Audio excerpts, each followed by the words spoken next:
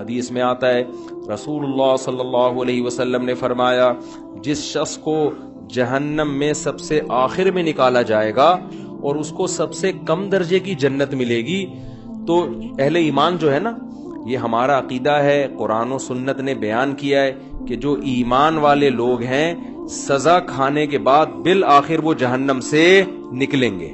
ایمان بہت بڑی نعمت ہے، خوب سمجھ لو۔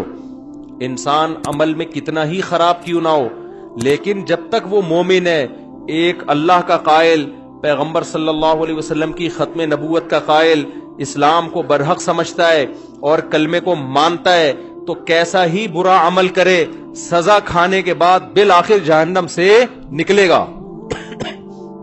اس پہ اللہ رسول نے بہت واضح طور پہ بتا دیا ہے کیوں نکلے گا۔ یہ بھی حدیث میں آتا ہے، حدیث میں آتا ہے کہ جب گناہگار مسلمان جنہوں نے زنا کیا، نمازیں چھوڑی، شرابیں پی، جب جہنم میں جلیں گے نا طویل عرصے تک، تو کافر ان سے کہے گا کہ تمہارے ایمان نے، تمہارے مسلمان ہونے نے تمہیں کوئی فائدہ نہیں پہنچایا، تم تو ہماری طرح ہی ہو، ہم بھی جل رہے ہیں تم بھی جل رہے ہو، ہم تو غیر مسلم تھے تم مسلم ہو، تو تمہارے مسلم ہونے کا شناختی کارڈ میں بس تم نے مسلمان لکھوا لیا تھا، تو فائدہ کیا ہوا؟ تم بھی وہی ہم بھی وہی، تو تم خدا کو مانتے تھے، اس سے تمہیں ملا کیا؟ نبی صلی اللہ علیہ وسلم نے فرمایا جب کافر مسلمان کو یہ طعنہ دے گا اللہ کو غیرت آئے گی، غضب آئے گا، اور اللہ کہے گا یہ کیسے ہو سکتا ہے کہ جو مجھے مانتے تھے، جو میرے حبیب صلی اللہ علیہ وسلم پر اور پیغمبروں پر ایمان رکھتے تھے، جو موسیٰ کو اللہ کا نبی مانتے، عیسیٰ کو اللہ کا نبی مانتے، ابراہیم کو اللہ کا خلیل مانتے، آدم کو اللہ کا نبی مانتے، محمد صلی اللہ علیہ وسلم کو اللہ کا نبی مانتے، قرآن کو میرا کلام مانتے، جو مانتے تھے نماز پڑھنی چاہیے پڑھتے نہیں تھے، جو مانتے تھے شراب نہیں پینی چاہیے پی رہے تھے، لیکن مانتے تھے پینی نہیں چاہیے، اس کو اچھا نہیں قرار دیتے تھے۔ ایمان کسے کہتے ہیں؟ برائی کو برائی سمجھو آپ۔ جو مانتے تھے بھائی نشہ نہیں کرنا چاہیے، کرتے تھے، گناہگار سمجھتے تھے اپنے آپ کو، جو بد نظری کرتے تھے، لیکن وہ مانتے تھے کہ یہ اچھا کام نہیں ہے۔ کافر کسے کہتے ہیں پتہ ہے؟ برائی کرتا ہے اور کہتا ہے اس میں حرج کیا ہے، اس کو کافر کہتے ہیں۔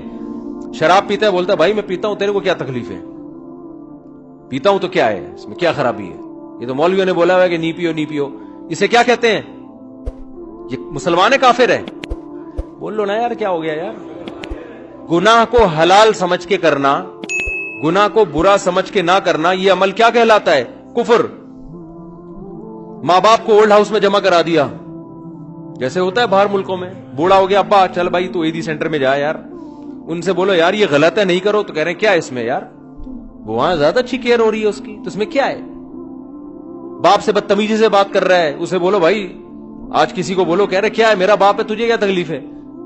اس کا مطلب یہ برائی کو کیا کر رہا ہے؟ اچھا سمجھ کے کر رہا ہے۔ اور ایک وہ ہوتا ہے کہ اس کو کافر کہتے ہیں، ایک وہ ہوتا ہے جب آپ ہندوؤں میں بیان کرو کہ گرل فرینڈ مت بناؤ، کہنے کیوں نہیں بنایا بھائی، کیا ہے گرل فرینڈ میں کیا خرابی ہے؟ تو برائی کو وہ کیا سمجھ رہے ہیں؟ اس کو برائی نہیں سمجھتے۔ مسلمان نے گرل فرینڈ رکھی ہوئی ہے، اس کو بولیں گے بھائی یہ حرام ہے، تو اس کو تھوڑا سا ندامت کا احساس ہوگا، یار کام میں کیا کر رہا ہوں غلط۔ نکاح پیغمبروں کی سنت ہے، گرل فرینڈ رکھنا یہ کافروں کی سنت ہے، زنا کرنا یہ گندا عمل ہے، یہ پاکیزہ عمل نہیں ہے۔ نبی صلی اللہ علیہ وسلم نے معراج کی رات میں کچھ لوگوں کو دیکھا، ننگے مرد اور ننگی عورتیں آگ میں جل رہے ہیں، اور شعلے اوپر جاتے ہیں تو وہ ننگے جسموں کے ساتھ اوپر جاتے ہیں۔ آپ نے جبریل سے پوچھا یہ کون لوگ ہیں؟ تو جبریل نے کہا یہ آپ کی امت کے زنا کرنے والے مرد اور زنا کرنے والی عورتیں، دونوں کو برہنہ کر کے اللہ نے ایک ساتھ آگ میں پھینک دیا ہے۔ جس عورت کے ساتھ زنا کیا اس عورت کو بھی اسی آگ میں برہنہ کر کے، اور جس نے زنا کیا اس کو بھی اللہ اسی آگ میں ڈالے گا، زنا جس نے زنا کیا۔ سمجھ رہے ہو کہ نہیں سمجھ رہے؟ تو مسلمان گناہ کرتا ہے لیکن اس پہ اس کو ندامت کہ غلط کر رہا ہوں میں، تو اس گناہ کی سزا یہ اس کو ملے گی۔ لیکن اگر توبہ نہ کی، اس نے توبہ کر لی تو اللہ معاف کرنے والا ہے۔ توبہ کیے بغیر، سچی توبہ کیے بغیر اگر چلا گیا دنیا سے، تو قرآن نے جو اصول اور ضابطہ بیان کیا اس کو سزا ملے گی۔ اب یہ بھی اسی آگ میں جلے گا، کافر بھی جلے گا۔ تو حدیث میں آتا ہے کافر ایک دن اس کو طعنہ دے گا اور کہے گا کہ تمہیں تمہارے ایمان نے کوئی فائدہ نہیں پہنچایا، تم اللہ کو مانتے تھے، ہم پتھروں کے بنے ہوئے بتوں کو مانتے تھے، تو کیا فائدہ ہوا؟ تم بھی ہماری طرح جل رہے ہو اور ہم بھی تمہاری طرح۔ تو اللہ کو غضب آئے گا، اللہ کو غیرت آئے گی کہ میرے ماننے والے جو برائی کو برائی سمجھا کرتے تھے اور مجھ سے توبہ استغفار کیا کرتے تھے، ان کو میں کیسے ان لوگوں کے برابر چھوڑ دوں جو میرا انکار کیا کرتے تھے؟ حدیث میں آتا ہے اللہ تعالیٰ فرشتوں سے کہیں گے کہ جس نے زندگی میں کبھی کوئی نیکی کی ہو اس کو جہنم سے نکال دو. بہت بڑی تعداد جہنم سے نکلے گی. پھر اللہ کہیں گے اب ایسا کرو، سفارشیں شروع ہوں گی. سفارشیں پیغمبر صلی اللہ علیہ وسلم شفاعت کریں گے. اللہ نبی صلی اللہ علیہ وسلم کی شفاعت کی برکت سے بہت سارے مسلمانوں کو جہنم سے نکالیں گے. پھر رشتہ دار سفارش کریں گے. آپ کا کوئی بیٹا عالم ہو، حافظ ہو، شہید ہے، کوئی آپ کا دوست ہے، جیسے دنیا میں یاد کرتے ہیں نا، نادرا کی لائن میں لگے ہوئے، اندر کوئی تعلق والا نظر آ گیا، آنکھ ماری یار، وہ آ جاتا ہے، وہ بھی آنکھ مارتا ہے. ہمارے ایک دوست تھے اتنے چھوٹے سے نا، وہ پاسپورٹ کی لائن میں کھڑے ہوئے تھے. ہم نے ان سے پوچھا یار کوئی آپ کے ساتھ دلچسپ واقعہ ہوا ہو؟ ان کا قد بیچاروں کا بہت چھوٹا، پاسپورٹ کی لائن میں کھڑے ہوئے تھے. تو ہم نے کہا کوئی واقعہ؟ کہہ رہے ہیں میں پاسپورٹ کی لائن میں کھڑا ہوا ہوں، مجھے بلا ہی نہیں رہا ہوں. تو میں نے کہا یار اتنے لوگ مجھ سے پہلے چلے گئے، مجھے تو بلا. کہہ رہے بھائی تو کھڑا ہوگا تو تجھے بلاؤں گا نا، تو بیٹھا ہوا کیوں ہے؟ سمجھ آ رہی؟ پھر کہتے ہیں میں نے ایسے اچھل کے بتایا بھائی میں بیٹھا ہوا نہیں ہوں، میں کھڑا ہوں. تو عجیب عجیب واقعات ہوتے ہیں پاکستان میں. تو جیسے ہوتا ہے نا یار، اب دنیا میں تو یہ غلط سمجھا جاتا ہے، لیکن اللہ تو اللہ ہے. اللہ اس تعلقات کا فائدہ پہنچائے گا. شہید مغفرت، شہید سفارش کرے گا، علماء شفاعت کریں گے، آپ کی اولاد میں کوئی حافظ ہے وہ شفاعت کرے گا، تو اللہ ان کی شفاعت کی برکت سے اور بہت سارے مسلمانوں کو جہنم سے نکالیں گے. سمجھتے ہو گے نہیں سمجھتے؟ پھر اللہ تعالیٰ فرشتوں سے پوچھے گا اب بتاؤ کتنے لوگ ہیں؟ فرشتے کہیں گے اللہ ابھی بھی بہت سارے لوگ ہیں. اللہ فرشتوں سے کہے گا اب کوئی کسی کی سفارش کرنے والا ہے؟ فرشتے کہیں گے اللہ اب کوئی سفارش کرنے والا نہیں ہے. سب کے جتنے ریلیٹو تھے سب نے نکال لی. اب یہ وہ لوگ پڑے ہوئے جن کا کوئی ریلیٹو بھی انسان کا بچہ، اپنے الفاظ میں کہہ رہا ہوں میں، کوئی حافظ عالم، کوئی بزرگ، کوئی ہے ہی نہیں. سارے وہی جو برے ماحول میں سب دائیں بائیں برے لوگ ہی تھے. تو اللہ جواب میں کیا کہیں گے؟ هل يبقى الا الرحمن، کہ رحمان تو باقی ہے نا. جب پیغمبر کو اپنی امت پہ ترس آ سکتا ہے، دوستوں کو دوستوں پہ ترس آ سکتا ہے، اولاد کو ماں باپ پہ، ماں باپ کو اولاد پہ، شوہر کو بیوی پہ، بیوی کو شوہر پہ ترس آ سکتا ہے، اور مجھ سے سفارش کر کے نکلوا رہے ہیں، تو میرا بھی تو اپنی بندوں سے خالق اور مخلوق کا تعلق ہے، تو میں بھی تو نکالوں گا نا. تو اب کوئی سفارش کرنے والا نہیں ہے. تو من کان فی قلبہ مثقال حبۃ من خردل من ایمان، جس کے دل میں رائی کے دانے کے برابر بھی ایمان ہے، اللہ فرشتوں سے کہیں گے اس کو بھی نکال کے لے آؤ. اس کو بھی نکال کے، ایمان کا مطلب پہلے سمجھ گئے؟ جو گناہ کرتا ہے اور فخر کرتا ہے وہ ایمان والا نہیں ہے. وہ ایمان والا نہیں ہے اللہ کی نظر میں، وہ تو کافر ہے. تو حدیث میں آتا ہے، بہت اہم حدیث ہے، خوب غور سے سنیں. اللہ ایک ایک وہ جو ہے نا فرشتہ پھر نکالنا شروع کرے گا، یہاں تک کہ جو سب سے آخر میں جہنم سے نکلے گا وہ سب سے بدبخت ترین انسان ہوگا کہ نہیں ہوگا؟ سب سے زیادہ اس کے اعمال کالے تھے، صرف ایک ایمان کی دولت لے کر گیا وہ. تو نبی صلی اللہ علیہ وسلم نے فرمایا کہ جب اللہ تعالیٰ اس کو نکالیں گے، اس حدیث کے راوی ہے عبداللہ ابن مسعود رضی اللہ تعالیٰ عنہ. حضرت عبداللہ بن مسعود کا حلقہ کوفہ میں لگا ہوا ہے، شاگرد بیٹھے ہوئے ہیں، حضرت عبداللہ بن مسعود ان کو یہ حدیث سنا رہے ہیں کہ اللہ تعالیٰ جب اس کو آخری فرد کو نکالیں گے نا، سب سے لاسٹ میں نکلے گا وہ، پتہ نہیں کیا ہوگا وہ، آپ خود سوچ رہو، سب سے آخر میں نکلے گا وہ. تو وہ کہے گا کہ میرا رخ اس جہنم سے پھیر دیا جائے، اس سے نفرت ہوگی آگ سے. اللہ اس کا رخ پھیریں گے. پھر اللہ اس سے کہیں گے بتا تو کیا چاہتا ہے، بتا تو کیا چاہتا ہے. حدیث میں آتا ہے کہ جس طرف رخ کرے گا نا اس طرف جنت ہوگی. تو وہ اللہ سے کہے گا کہ اے اللہ، یہ جو اتنی خوشنما جنت جس کے بارے میں قرآن کہتا ہے ما لا عین رأت ولا اذن سمعت ولا خطر علی قلب بشر، ایسی نعمتیں میں نے اپنے بندوں کے لیے تیار کر کے رکھی ہیں جو نہ کسی آنکھ نے دیکھی، نہ ان کی حقیقت کسی کان نے سنی، نہ ان کا تصور کبھی کسی دل میں گزرا ہے. آپ عیاشی کا تصور کرو نا، آپ کا تصور جہاں جا کے ختم ہوگا نا، جنت اس سے بھی اوپر کی چیز ہے. حدیث میں آتا ہے عبداللہ بن مسعود رضی اللہ تعالیٰ عنہ فرماتے ہیں کہ جو سب سے آخر میں جہنم سے نکلے گا اللہ اس سے پوچھیں گے بتا کیا چاہتا ہے. وہ کہے گا اے اللہ یہ جو جنت کی ہوائیں آ رہی ہیں بس اس کے قریب تھوڑا سا مجھے لے جا, مجھے تیرے جلال کی قسم اس کے علاوہ تجھ سے میں کچھ بھی نہیں مانگوں گا. اللہ کہیں گے وعدہ کر, حدیث کا مفہوم اپنے الفاظ میں پیش کر رہا ہوں کہ مزید کچھ نہیں مانگنا. کہے گا کچھ بھی نہیں مانگوں گا. اس کو اتنی حسین جنت نظر آئے گی نا, وہ کہے گا بس اس کے قریب بھی پہنچ جائے نا وہ بہت ہے میرے لیے. جب قریب جائے گا تو اور جنت کی خوشبوئیں اور ہوائیں آنا شروع, تو تھوڑی دیر میں برداشت سے باہر ہو جائے گا معاملہ. پھر وہ اللہ سے کہے گا اے اللہ یہ جو دروازہ ہے نا جنت کا بس یہاں تک پہنچا دے. اللہ کہے گا تو نے مجھ سے وعدہ کیا تھا مزید کچھ نہیں مانگوں گا. کہے گا اللہ میں نے وعدہ تو کیا تھا بس یہ میرا سچی مچی کا وعدہ ہے, یہاں تک پہنچا دے, اس کے بعد میں تجھ سے کچھ بھی نہیں. غالباً حدیث میں آتا ہے ایک درخت اللہ جنت کا لگائیں گے باہر, درخت ہوگا جنت کا, کہے گا اس درخت میں پہنچا دے, اتنا حسین خوبصورت درخت ہوگا وہ.